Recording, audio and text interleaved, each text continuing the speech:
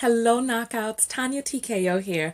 And today we're going to be talking about this viral post of a man who shared an image of his wife laying there after a 12-hour workday with their two toddlers. And it was in that moment that he saw this wonderful woman laying there that after years of verbal abuse, this benevolent being, he finally saw the error of his ways and realized that this woman, his wife, is the strong woman that she has always been.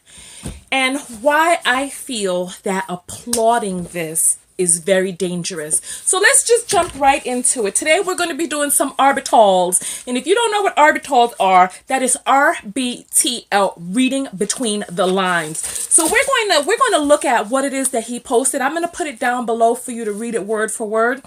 And we're also going to talk about what isn't in this post and what we need to see in order to find something like this acceptable. So let's come on. You ready for these orbitals? Because I want us to be able to, what I'm going to do is hopefully after this post, and look, it's very, very risky for me to put this up because most people who see this agree with what it is that they've seen and they're applauding him, and very few people are really opening up their eyes. So if you are one of the people who've opened up your eyes to see what isn't there and what is necessary to be there for a healthy relationship, then congratulations to you, because I saw a study that 97% of what it is that we say is just regurgitated information that we've heard someplace else or read someplace. And very few of us really take the time to create and formulate our own thoughts. So I'm taking a risk by making this because I know people are going to attack me, but that's fine because I'm prepared. Look, I got my Wakanda shades that I got from going to see the Black Panther movie. And as you see, these are the real D. It'll help you see through the knuckery and get down to the real deal. So let's jump into this. So let's talk about what it is that this man has stated. Okay. So he says so many times he called her weak and told her to grow up and be a woman, and that he was hard on her and felt, listen to this, disconnected from her. His words. He says that he confused her love and weakness for him. Hear what he's saying, as a lack of strength as a woman. So he says that after 12-hour shifts, listen to this word, that she has to stay up with a 3-year-old who has no chill. So there's some disciplinary issues that are going on with, but you know, it's the terrible threes or the terrible twos and terroristic threes. We understand. But the key word here for me is have to. She had to stay up with the 3-year-old, I guess, because during this disconnection, there was nobody else there to stay up with him. Okay. All right. And then he also states that she really complained. Then he goes on to say, I realized how much of a fool I am. And he was, quote unquote, fixated on a fantasy. He said that he was too blind to see. He had this speck in his eye and he's thanking God. So then he just starts slipping into some biblical talk, which in and of itself, I'm finding a little bit problematic, especially when it comes to interpersonal relationships between men and women and the woman's role in a relationship. When religion gets in there, all types of skewed thoughts begin to come. And then when you start spewing that at the end of this, you know, look, it gets serious. So then he talks about how he was too blind to see. All right. So then here. Come on, everyone. Come on, yeah. Let's get into the orbitals right here. What is it that we can read between the lines? Okay. So they have a 3-year-old. He says that she's given birth. He's seen her give birth to 2 children. So they've been together at least 3 years. And for all of the time that they've been together, he has, listen, been verbally and psychologically abusive. That's the orbital right there. When you read between the lines, when he starts talking about all of these names, and those are the names that he's saying in public that he called her. He's speaking about the sentiment, but he's not talking about all of the different things that he called this woman. So he was verbally, just that alone is verbal and psychological abuse for years. So now, patterns, habits. We as human beings, we develop these patterns and these habits. So it's like, okay, so the end result is him saying all of these things, the years of psychological abuse. But what is it that precipitated that? What is the subconscious programming that's been going on inside of this man's mind that had him feeling that a woman's love and quote unquote weakness for him is her lack of strength as a woman? So there's an inability to receive love, softness, kindness, all of the things that men say that they want from women, that they adore in women. And then listen, remember how he stated that she never complained or really complained. So all of this psychological and verbal abuse is something that he is spewing towards a person who is not complaining, who is doing all of this stuff without help. And then on top of all of that, he's still calling her weak, questioning her womanhood, the mother of his children now. And goodness knows what these children were programmed with by hearing. So let's talk about what is it that's missing from this. Did you pick up on what was missing from what he wrote? Did anybody see an apology in there? Okay, so he saw the self-revelation. Oh yeah, so now I've realized I've been a fool. One, there's no apology in there. And that's fine. Okay, he doesn't have to apologize. Sometimes, the apology is somewhere muddled in the sentiment. Fine, let's if you want, we can skip over that. That's fine. However, was there any mention of what it is that he's going to do to change? He talked about this fairy tale idea and all of these ideas that have been subconsciously programmed into him about a woman's role. And he had this person who was obviously very good to him and kind to him and took care of his children, never complained or really complained. And yet he was still, quote unquote, hard on her, still bashed her, still came down on her with all of this psychological abuse.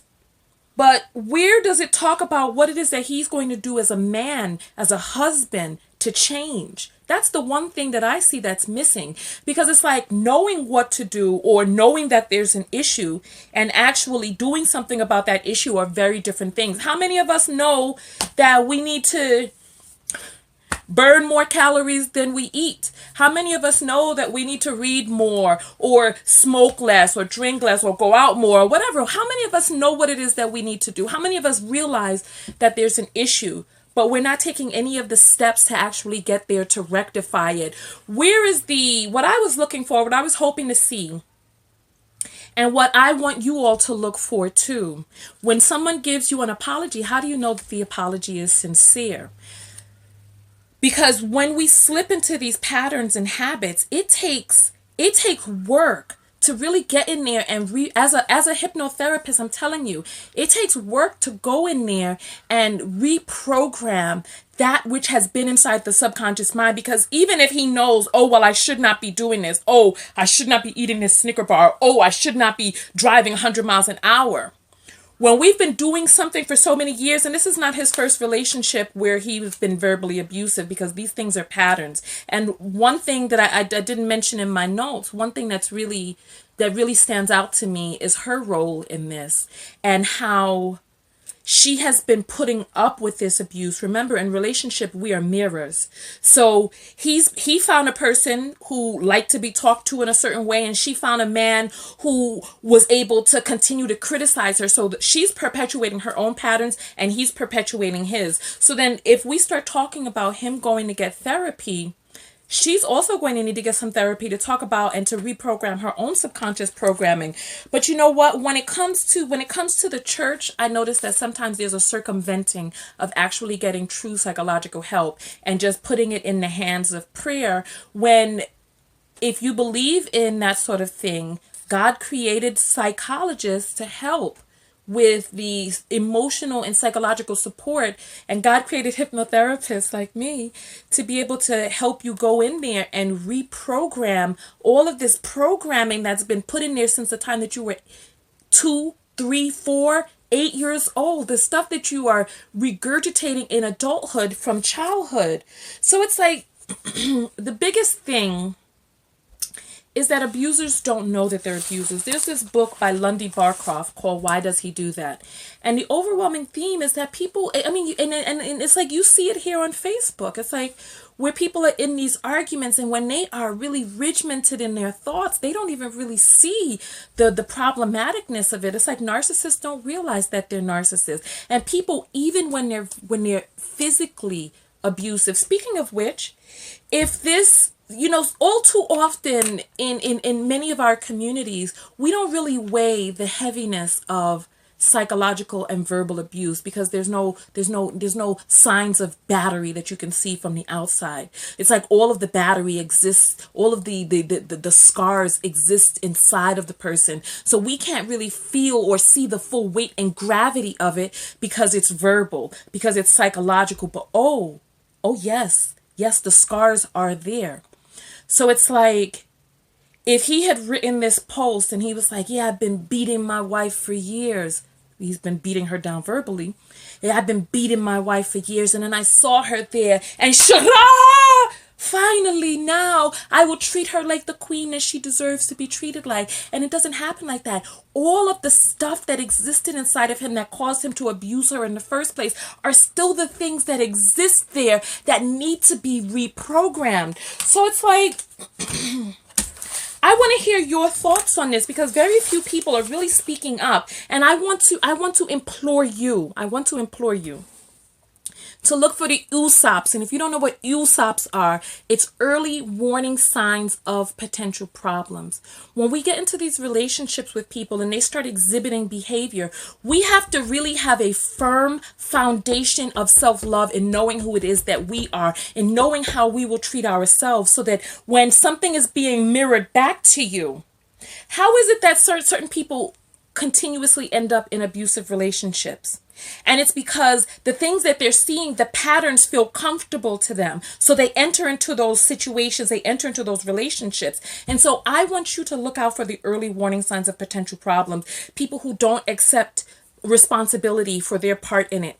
People who give these surface level apologies, one, without changing their actions, and two, without an actionable plan for how they're going to change their actions, how they're going to do things differently, and three, sticking by it. So look for those USAPs. When you see a person who is exhibiting troubling behavior, saying things that don't resonate, sometimes, you know what, and I think a lot of the problem is that we think, we're like, oh, am I crazy? Did he really not? This, and the other. I'll never forget when I saw Sleeping with the Enemy way back in the days. Do you guys remember the scene after he beat her for the first time? He came in apologetic, talking about their quote unquote argument. And the whole audience, I remember in the theater, was like, argument? And it's like, for people who are perpetuating this thing, what it is that they're seeing and experiencing is a lot different than what you on the other end are experiencing. And so in that movie, he was physically abusive to her, but there were USAPs that existed long before the violence started. So listen, go online and do some research on what are the early warning signs of abuse. Isolation from your friends and family. And there's a pattern of it. Criticism, going up and down in this, and then reaching the peak of frustration, then the event happens, then it's the whole lovey-dovey period all over again. I didn't prepare those points for the video because I didn't realize I was going to be talking about them, but perhaps in a future video we can talk about what are some of the warning signs of abuse. And if you are in a relationship which has any dynamic of abuse in it, realize that you are not crazy. You are not crazy. Talk to your friends and family, see what they think, and take their honest opinion about your partner. Take their honest opinion. Sometimes on the outside, people can see things that we don't. And get yourself some help. Rewrite your programming. See a therapist, hypnotherapist, psychologist in your area today. And you guys can contact me on my website, TonyaTKO.com. I want to hear your thoughts below, because when I saw this, too much stood out of the cloud from the ether for me in this. And I want to hear your point of view on it. Right below, this is a safe space for you to express your points of views, as long as your points of views are not abusive, because as you can probably tell from this video, there's no room for abuse here. All right? So listen, love yourself. Give me a hug, everybody. Give me a hug. Oh, okay. Go out there and love one another. But most importantly, what? That's right. Love yourself. I got lipstick on the thing. Love yourself. Tonya TKO, and I am out. Peace.